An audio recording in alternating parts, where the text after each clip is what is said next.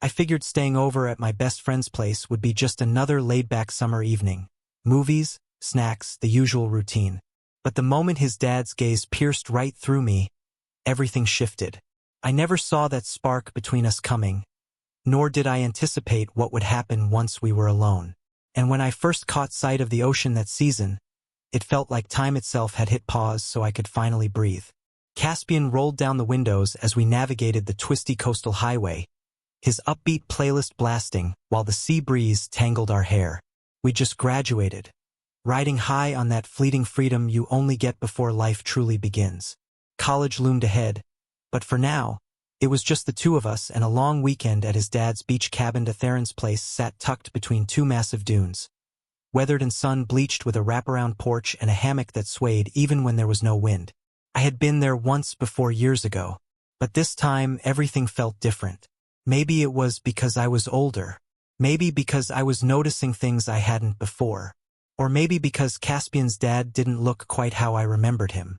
Theron greeted us from the porch, holding a cold drink and grinning like someone who had mastered the art of living slowly. He wore loose board shorts and a faded gray tank top that clung to his chest in the humid breeze. His hair was longer than last time, sun-kissed and swept back, and his face had that easy confidence that some men carry without even trying. He looked younger than most 40-somethings I knew, tanned, fit, and unbothered by time. "About time you two showed up," he said, stepping down to grab one of our bags. Caspian rolled his eyes with a laugh. "Blame traffic, and he needs a snack stop every hour." I grinned. "Hey, road trip rules. Gas, snacks, and bad music." Theron smirked, eyes crinkling at the corners as he clapped a hand on my shoulder. "Good to see you again. You're taller." His hand lingered for just a second too long before he turned away.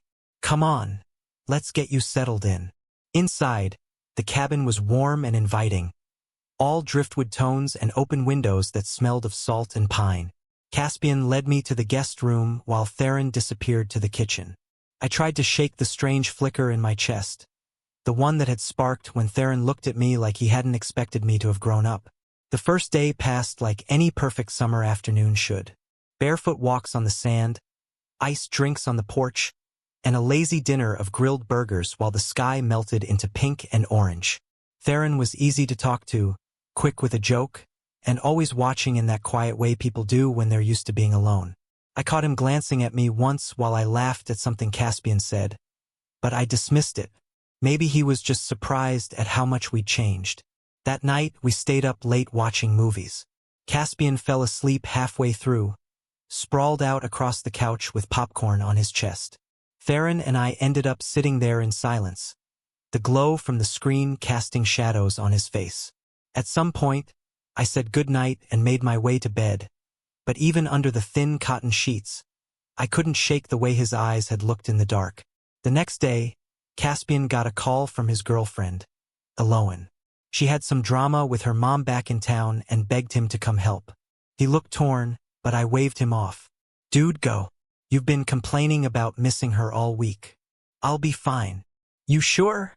he asked, already halfway to the door with his keys. "Positive. It's just one afternoon," he grinned. "All right. Don't let my dad rope you into any weird yoga routines." I laughed. No promises. After he left, the cabin felt too quiet. I wandered out to the back deck, the ocean breeze warm on my skin. Theron was down by the shoreline, shirtless again, fiddling with the old kayak. He looked up when he saw me and waved me down. "Water's great today. You swim?" "Yeah," I said, already peeling off my shirt. Might be the only way to survive this heat. I dove into the surf, the cool rush washing away the sticky warmth clinging to my skin. I floated there for a while, letting the sun kiss my face as the waves rocked me gently. When I finally swam back and stepped onto the sand, Theron was waiting near the foot of the deck, holding a towel. "Good timing," he said, tossing it to me. "Have you ever tried the sauna? The one out back?" I asked, catching my breath. He nodded. "It's nothing fancy, but after a swim, perfect way to relax. Clear your head. Sounds kind of nice, I admitted, squeezing water from my hair. I'll fire it up, he said, already heading toward the detached wooden shed tucked beside the dune grass. Come by at 10 o'clock. When I stepped into the sauna, the heat wrapped around me like a second skin. The air was thick with cedar and steam, the only light coming from the narrow slats in the wood. I sank onto the bench, towel wrapped around my waist, and closed my eyes. I told myself this was normal. This was just a sauna, but my heart was already beating faster than it should have been. The door creaked open, and Theron stepped inside. Hope you don't mind, he said, towel low on his hips. I figured you could use some company. I didn't answer right away. He sat across from me, his posture loose, one leg stretched out like he belonged there. The space was small, and the heat suddenly felt more suffocating. You tense? He asked after a few minutes, his voice calm. Not really, I lied. Sauna, great for loosening up. You just have to let go. I nodded, my mouth too dry to speak. His gaze wasn't overt, but I could feel it brushing over me like fingertips. Casual, curious, but deliberate. A drop of sweat rolled down his chest, following the curve of his torso, and I looked away. Then his hand brushed my knee. Barely a touch. Maybe it was unintentional. Maybe not. You okay? He asked, voice softer now. Yeah, I said quickly, shifting. The silence grew heavier, but he didn't push. After a while, he stood, steam swirling around his frame. I'll give you a bit of space, he said, hand lingering on the door frame. When he left, I exhaled, not realizing I'd been holding my breath. I stayed there a few more minutes, the air thick with thoughts I couldn't untangle. That night, I lay in bed, staring at the ceiling. The waves crashed in the distance, rhythmic and slow, but my mind wouldn't stop. I kept seeing the way he looked at me, the way he sat in the sauna like he knew what I was thinking before I did. I rolled over and pulled the sheets tighter, trying to convince myself it didn't mean anything. I told myself nothing happened, but I wasn't sure if I believed it. But now I understand that was the beginning. The sunlight was already spilling through the windows when I woke the next morning, painting the room in warm gold. I had barely slept. Every time I closed my eyes, I saw Theron sitting across from me in the sauna, his skin damp with sweat, the slow shift of his eyes, the quiet gravity of his presence. I'd replayed the moment where his hand had grazed my knee at least a dozen times, wondering if it had meant something or if I was just imagining it all. Downstairs, the smell of coffee drifted from the kitchen, grounding me enough to push the thoughts away. Caspian was at the counter in a t-shirt and boxers, hair a mess, spooning cereal into his mouth like nothing in the world had changed overnight. Maybe for him nothing had. Sleep okay? He asked between bites. I shrugged, grabbing a mug and pouring myself coffee. Yeah, fine. He looked at me sideways. You're quieter than usual. Everything is cool. Yeah, I said quickly, forcing a smile. Just still waking up, I guess. He didn't press. Caspian never did. One of the things I liked most about him, he gave space when you needed it. Theron appeared a few minutes later, stepping in from the deck, already dressed in a faded blue tank top and cargo shorts. He looked at me just a second too long before turning to pour himself a drink. I could feel my skin prickle. Morning, he said, voice calm as ever.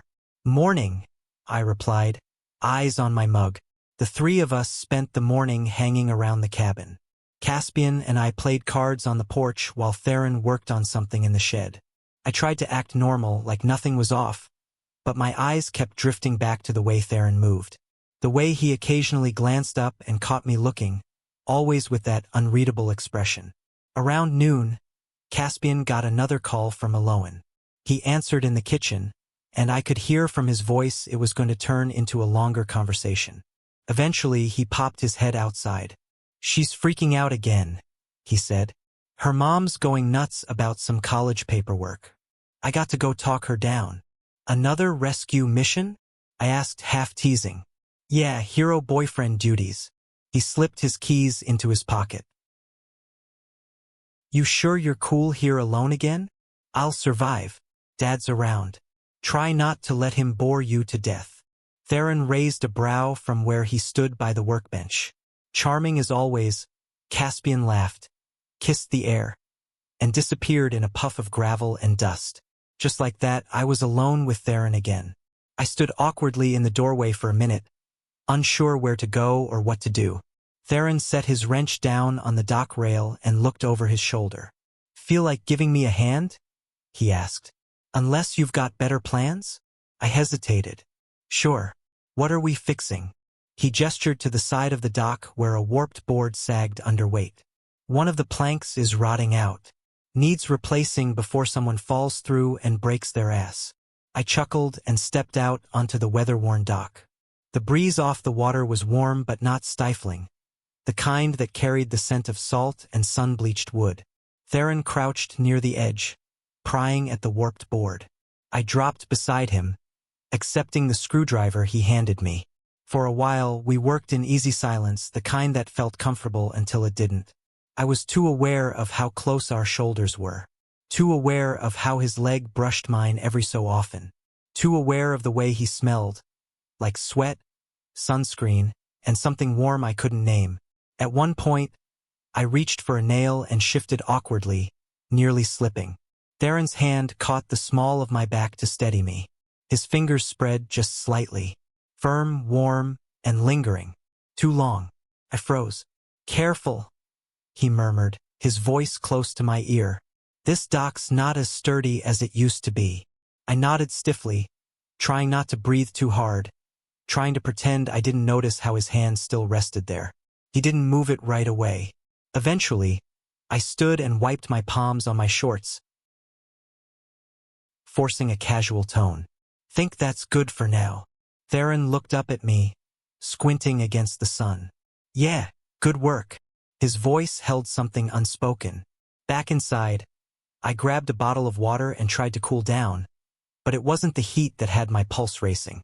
Theron moved past me into the kitchen and I could feel the space between us shifting again, tightening. You all right?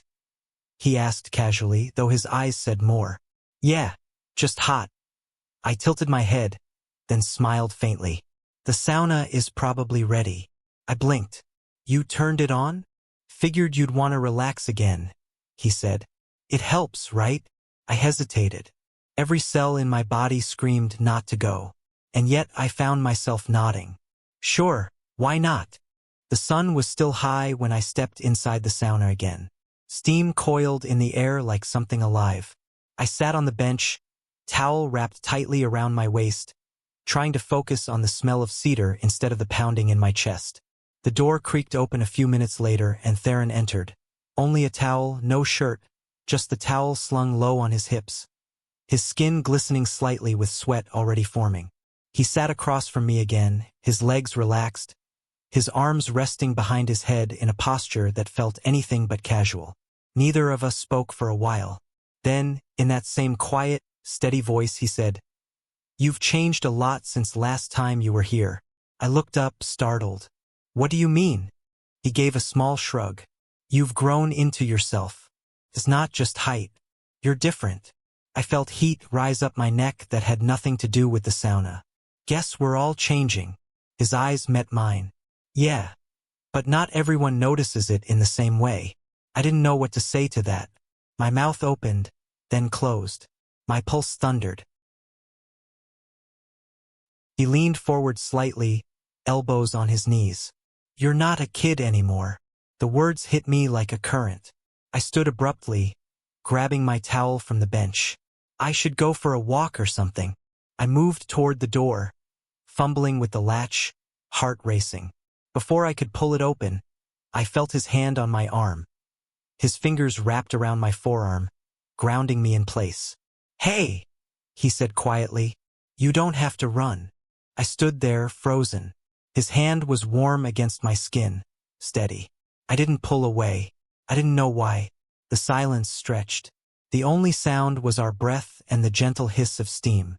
And I wasn't sure what scared me more, his touch, or how much I didn't want him to let go. But there was much yet to come. By the third day, the weather had mellowed into something warm and slow, like the world was trying to lull me into surrender. Jason woke early, rummaging around the cabin for his wallet and muttering something about running into town for dinner supplies. I offered to come with him, desperate for any kind of distraction, but he waved me off. "It's just a quick run," he said, tossing me the last of the cold pizza from the fridge. I didn't argue. Maybe part of me knew I needed to face whatever it was that had been building between me and Theron. The silence, the touches, the words that hung too long in the air. When Caspian's car pulled away down the dirt road, I stood barefoot on the deck, chewing cold pizza and staring out at the water. The lake was calm, still, the kind of stillness that begged to be broken. I felt him before I saw him. Theron's presence always arrived that way, like a shift in the atmosphere. He came up from the dock, wiping grease from his hands with a rag, eyes scanning me like he was trying to read a headline on my skin. "You got a minute?" he asked. I nodded. My voice caught somewhere in my chest. "Yeah, walk with me." We moved in silence down the dock, the sun warm against my bare shoulders, the wood creaking underfoot. Theron stopped near the end, leaning against the post, his eyes on the horizon. "About yesterday," he started. I didn't answer. He glanced over, and when I didn't speak, he let out a quiet breath. "I need to say this, and you don't have to say anything back. But I felt something in that sauna, and I know you did too." My jaw tightened. "It was just heat, a small space. I don't know what you think happened, but you looked at me like you wanted me to touch you," he said, cutting through my defense with words that struck deeper than I expected. "And when I did, you didn't stop me." "I was surprised," I replied, "but I didn't believe it." "You weren't scared," he said. "You were curious and maybe confused, but not scared." I looked away, my throat tight. He continued, voice lower now. "I haven't felt anything in a long time. Not like that. Not real. After the divorce, it's been quiet. Not lonely exactly, just still. Like nothing moves inside you for so long. You forget what it's like when something does." I turned to him slowly. His eyes weren't predatory or seductive. They were raw, exposed. "I'm not trying to mess with your head," he said. "I don't want to hurt you, but I can't ignore what's between us. And I don't think you can either." I didn't respond. The silence between us wasn't empty. It was trembling, charged, waiting. "Come inside," he said finally, voice soft but steady. We walked back up the dock, the cabin standing quiet and golden under the late afternoon sun. Inside, Theron poured 2 drinks, bourbon, dark and sharp, and flicked on the old stereo tucked in the corner. Soft music drifted into the room. Something with piano, something that felt like it belonged to an old memory. The light stayed low. He didn't say much. He handed me the glass, our fingers brushing, and sat down on the couch across from me. I sat too, the cushion dipping beneath my weight. The drink burned down my throat, warming me from the inside out, but it did nothing to calm the storm in my chest. He set his glass down and leaned forward, elbows resting on his knees. "If I'm wrong," he said quietly, "tell me now." "I didn't," I said. He stood slowly and crossed the room until he stood in front of me. His hand reached out, not to grab, not to pull, just to touch. His fingers brushed my cheek, his thumb barely grazing the edge of my jaw. I held my breath, every nerve awake. "I can stop," he whispered. "Say the word." But I didn't stop him. I didn't say a word. And when he leaned in, his lips met mine in a kiss that wasn't urgent or rough. It was slow, careful, like he was asking a question and giving me the chance to answer. I didn't pull away. I let the kiss linger, let the warmth of it settle into me like sunlight through a window. His hand cupped the side of my face, the pad of his thumb brushing just under my eye. His other hand rested gently on my knee, not moving, not pushing, just there. The kiss ended, but we stayed close, our foreheads almost touching. My heart was thudding so loudly I was sure he could hear it. "I can stop," he said again, voice low. "You don't have to do anything you don't want to." But I didn't want him to stop. I didn't want to lie anymore. Not to him and not to myself. So I shook my head barely and looked at him. Then I let him kiss me again. And this time I kissed him back. I don't remember how long we stayed like that, wrapped in silence, in warmth, in something neither of us dared to name. We didn't say much after that second kiss. He held me close, his thumb brushing lightly against my cheek, and I let myself rest my forehead against his chest. The music played on, quiet and slow, like the world outside had softened to match the rhythm between us. Eventually, I stood to leave, unsure of what this meant or what would come next. But before I reached the hallway, I heard him whisper, "This doesn't have to end here." I didn't think that would be the end. And that's what actually happened. Hours passed. The sky was already shifting into deep lavender when Caspian called. "Hey," he said, casual as ever. "Eloan's having a night. Think I'll crash here and come back in the morning." I told him it was fine. More than fine, really. My voice stayed even, but my stomach twisted the second I hung up. The sun had slipped below the horizon, and the beach outside had gone quiet.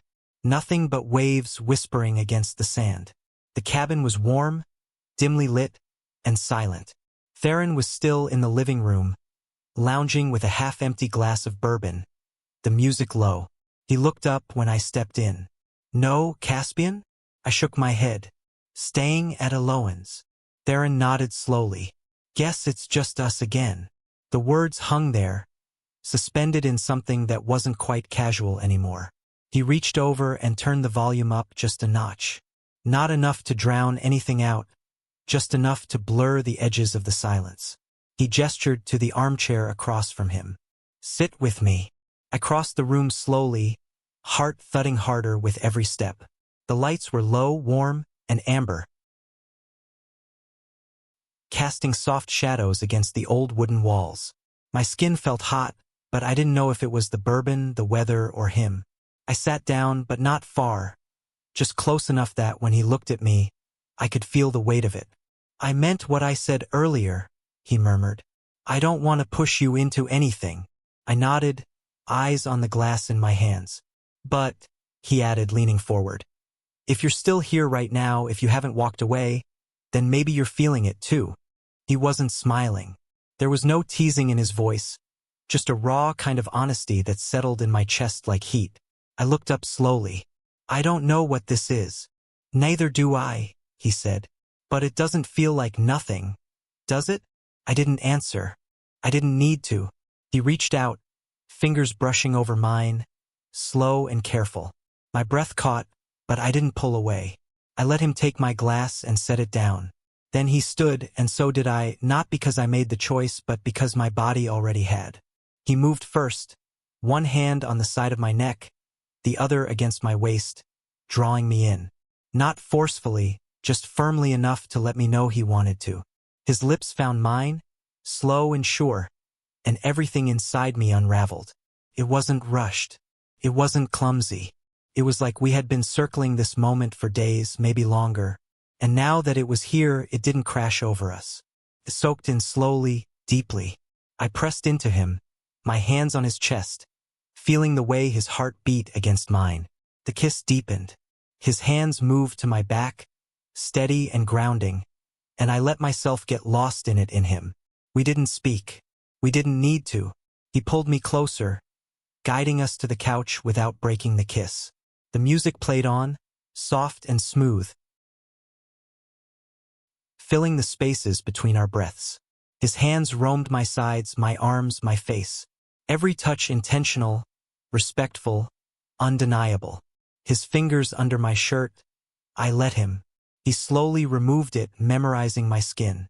His gaze, tender, unnerved me more than lust. "Sure," he whispered. I nodded, speechless. Clothes vanished. Only breath, heat, need remained. His body solid, warm. No fear, just being seen. Soft, slow exploration, permission in every movement. Time blurred with gasps and skin. Afterward, silence, sweat, music. Theron covered us, looking at me still. "Not casual," he whispered. "Not for me. It has to be real." I nodded. "Okay." I fell asleep on his chest. Caspian's car. Panic. Theron dressed quickly. "No one has to know." But it meant something. I nodded. Leaving in the guest room, adrenaline pulsed. Everything had changed. Caspian, oblivious, ate cereal, the sun shining. I pretended, haunted by Theron's touch, his breath. Caspian noticed nothing. Every stolen moment, touch became deeper. The laundry room, guest room, back deck. Always rushed, quiet, but never careless. I was falling. Ending it felt unbearable. Then, distance from Theron. He looked, but differently, heavy. Caspian planned a bonfire with friends. Theron was silent, scrubbing a dish. Caspian left for supplies. Theron repaired the railing, shirtless. "Hey," I said. "You've been quiet. So have you. I wasn't sure if you wanted to talk. I don't know what I want. Do you regret it?" "No, not even for a second. But you're young. I don't want this to be a secret. I don't know what this is. Whatever you want, it doesn't have to end." His gentle words broke me. I nodded. He squeezed my shoulder, leaving. The bonfire painted faces orange. Eloan snuggled with Caspian. Theron watched me. Later, Caspian and Eloan disappeared. Theron leaned in the kitchen, lit by the fridge. He brushed my hand. "This doesn't have to be over. Unless you want it to." Silence. Alone in bed, I couldn't sleep. A summer thing? A mistake? Or more? I needed to know. What would you do? Walk away? Or risk everything for someone who made you feel alive?